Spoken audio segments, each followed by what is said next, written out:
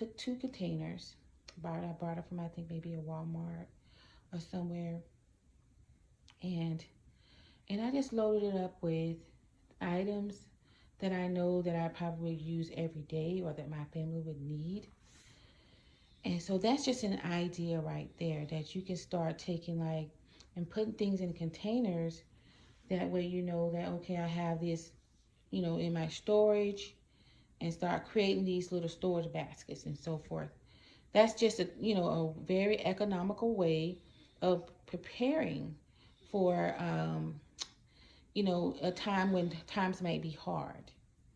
So that is just an idea that you can do. And so that's why I wanted to get a good picture of that, and just hopefully, and then like I said, we had those medications, and we had in little baskets and different things like that as well.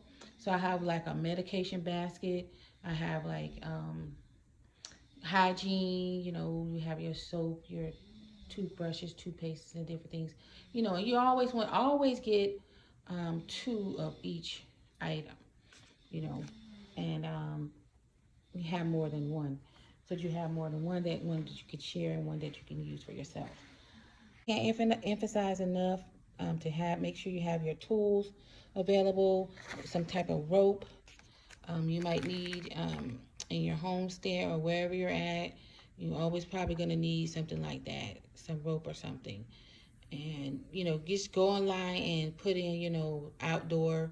Like this is a survival pack, what they call it. And they have a lot of different tools and items in there that you can utilize, say, for instance, on a campsite or anywhere you might be located.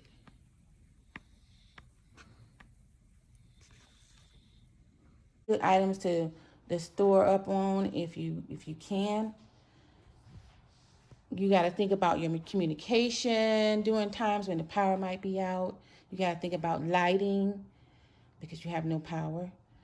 You got to think about sometimes even, a lot of stuff here is geared towards campers and so forth, but a lot of it can be very good when you don't have power, even in your home. So this is a good idea, like the cooking heat fuel. So these are fuel tablets that go with that. And it's like a little stove that you can set up outside. And these right here, I'm sure everybody was familiar with these. That's fuel, so that you can use to warm food or cook food outside or what have you. That'll be a great idea. But I might do a video on that cooking heat, like this, stove that go outside to help. You can boil water with it and cook food. So that's a good item to keep on hand. Also, the warm hands or the hand warmers. That's a item that is very important. And say, for instance, you lost your power, and then you get in a situation where it's cold. It could be in the winter. So in the wintertime, you want to have something to warm your hands with. That's a good thing. What else I have here? So now, the next item I want to talk about is water solutions. Water is one of the most important elements that you're going to be needing in a situation where when you've lost power, or you could have lost water. So you don't want to get in a situation where you lost water, your water's been lost, or the water, because some people's power operates their water as well. When you know there's going to be a storm or something coming, this product here is a good product to have, because if you have family, like you have more than one member of your family, have children, you don't want to be without water. And so this is called a water bob. And all you do is you put that in your tub, and if they said that the water was contaminated or something in emergency, you want to go ahead on, and then there's a storm coming, you want to put this in the tub and you want to fill it up. And that'll be water for whatever, drinking, cooking, bathing, or washing. Ideas about gardening ideas. First of all, you want to have seeds that you can plant. There's something that's called a like I said, the Ready Store again. There you go, 1-800-773-5331 or www.thereadystore.com has a Ready Garden 1 acre seed safe. I've even heard it mentioned as being a seed vault. That it's just like, they have the seeds in there that they keep a long time, and you want to store all these things in a cool, dry place that will keep a long time, because in the event that you want to plant some vegetable garden or something, you have some seeds that you can plant.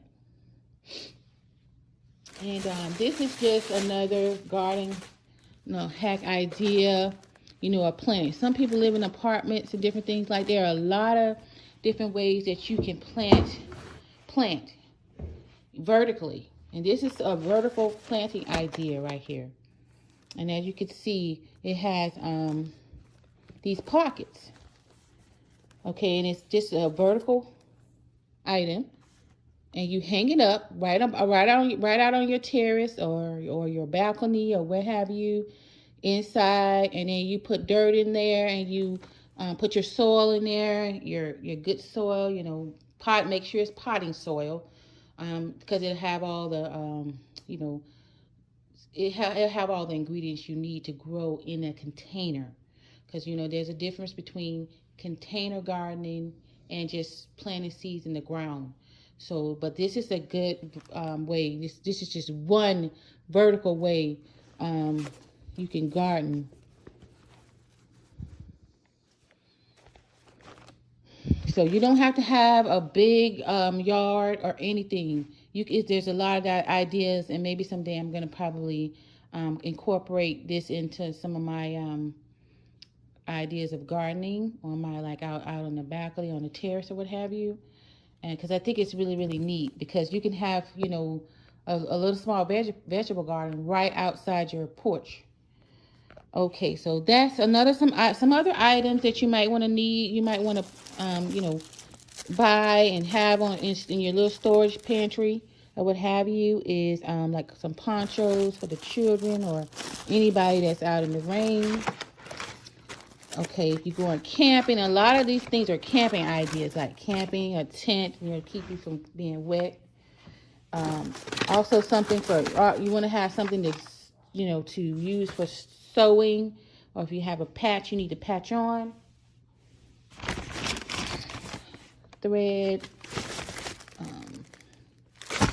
some plastic, some cloth, and also, what do you know here?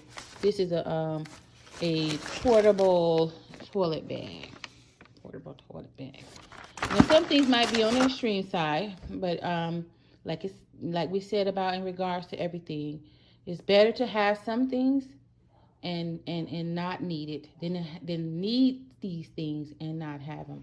So this, another thing I wanted to show is the complete guide. This right here is a complete guide to edible wild plants. This is Department of the Army.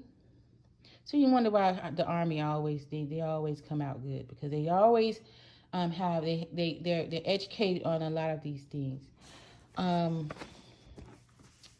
So this book here, it talks about here it is: survive and thrive in the outdoors.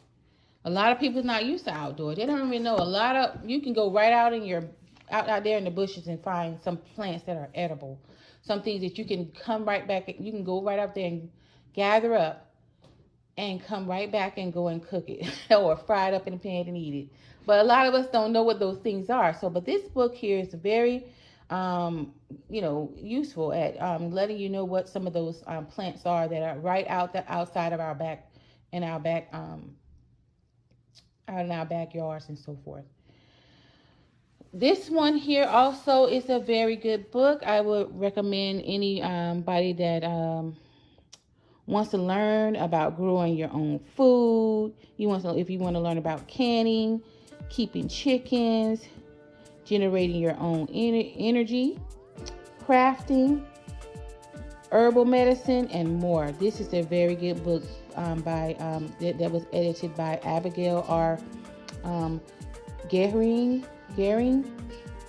and this is the second edition of the Homesteading Book. So this book basically will cover all the things pretty much I just covered, and will show you, and probably in much more detail on how to, do your home canning, different items and so forth. This is a very good book to get. This is more than 100,000 copies of this book has been sold.